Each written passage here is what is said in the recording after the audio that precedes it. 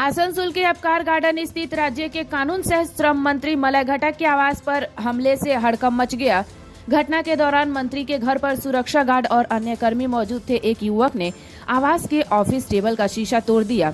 इस घटना में पुलिस ने आरोपी को गिरफ्तार कर लिया है। आसनसोल दक्षिण थाना के पुलिस अधिकारियों सहित भारी संख्या में पुलिस बल मौके पर पहुंचे।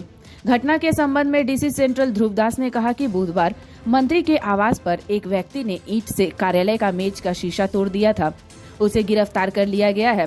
पूछताछ के बाद असली कारण का पता चल पाएगा। वहीं दूसरी तरफ मलय घटक की पत्नी सुदेशना घटक ने कहा कि वे घर की ऊपरी मंजिल पे थी। शोर सुनकर वह नीचे आई तो देखा कि एक ईंट पड़ी हुई थी और शीशा टूटा हुआ था।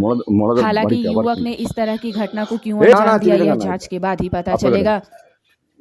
আমি তো পড়েছিলাম, তো হঠাৎ নিচে খুব আওয়াজ পাচ্ছে আর কি, দুম দুম দুম দুম। আমি তখন ভাবলাম হয়তো আমার নিচে তো পুলিশরা আছে না, তো কেউ পড়ে গেছে। তো দৌড়ে আমি আমার বোন ছিল, আমরা নেমে এসেছি। নেমে এসে দেখছি তো এখানে সব মানে ভাঙাচোরা অবস্থা। আর ছেলেটি তখন মানে জাস্ট আমার ঘরের বাইরে।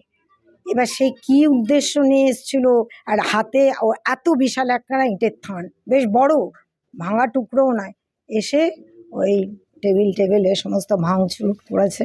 পুলিশ তো ছিল, হ্যাঁ সিকিউরিটি ছিলেন।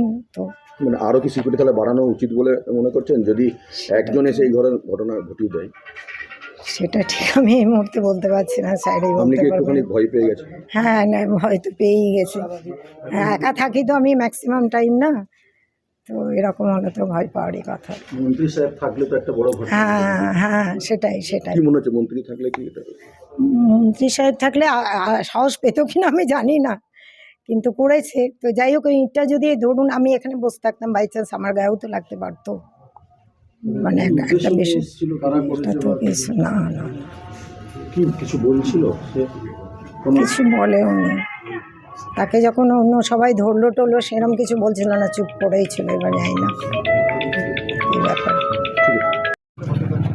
বিকেল 4:45 নাগাদ একটি ছেলে হঠাৎ করে ঢুকে ওনার বাইরে যে রুম আছে সে রুমের টেবিলের উপর একটা ইট মারে। তো টেবিল কাজটা ভেঙে গেছে। আমরা ছেলেটাকে রিটেন করেছি এবং রিটেন করে দেখছি কেন ঢুকেছিল, কী করেছিল। এখানে নিরাপত্তা তো আছে, নিরাপত্তা ব্যবস্থা আছে, ওটা আমরা আরও রিভিউ করে আরও কীভাবে ঠিকঠাক করা যায় সেটা দেখছি।